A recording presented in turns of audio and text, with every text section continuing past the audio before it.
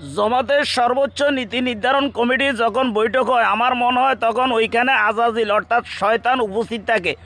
নচেত সেই কেন্দ্র থেকে কিভাবে এই নেতাকে ফোন করে বলে যে তোমার কোরবানি হজরত ইব্রাহিম আলাইসাল্লামের কোরবানির থেকেও শ্রেষ্ঠ, আর সেই কথাটাই তিনি এভাবে বলছেন। বিস্তারিত ভিডিওতে দেখুন। কেন্দ্র থেকে মোবাইল করলো আমাকে, মোবাইল করে বলল যে খান সাহেব আপনাকে তো কোরবানি দেওয়া হলো। তা আমি বললাম এই কোরবানি কি ইব্রাহিম আলাইসাল্লামের বেটা ইসমাইল আলাইসাল্লামের?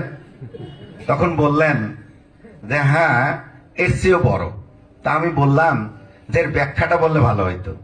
তা আমি তখন বললেন যে আসলে ইব্রাহিম আলাইসাল্লাম আল্লাহর সন্তুষ্টির জন্য, ইসমাইল আলাইসাল্লামকে কোরবানি করছে একমাত্র আল্লাহর সন্তুষ্টির জন্য। এর জন্য মানুষ কোরবানি হয় নাই, হয়েছে দুম্বা। আর আপনার কোরবানি বলতে পীরগাছা কাউনিয়ার লাখ লাখ নারী পুরুষের কোরবানি, এই জন্য এই কোরবানিটা বড় কোরবানি। প্রিয় দর্শক, আপনারা তো এই ভিডিওটা দেখলেন, যেখানে বড় পীর আব্দুল কাদের জিলানী তাকে একদিন প্রশ্ন করেছেন। তিনি বলেছেন যে আমার যোগ্যতা একজন সাহাবীর গোড়ার পায়ের তলা ধুলি সমপরিমাণও নয়।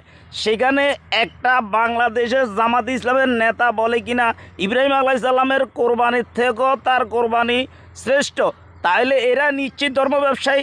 এই বাকি ভিডিওটা দেখেন এবং এদেরকে গণহারে প্রত্যাহার করেন, আর ভিডিওটা শেয়ার করে দেন যাদের এদের চরিত্রটা সারা বাংলাদেশে নয় সারা বিশ্বে উন্মোচিত হয়ে যায়।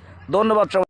ইব্রাহিম আলাইহিস সালাম যেভাবে আল্লাহর সন্তুষ্টির জন্য তার ছেলেকে কুরবানি করেছিলেন, আমিও সেভাবে আল্লাহর সন্তুষ্টির জন্য আমার আসন এনসিপি কে কুরবানি করছি। আমি মনে করি আমার কুরবানি ইব্রাহিম আলাইহিস সালামের কুরবানির চেয়েও বড়।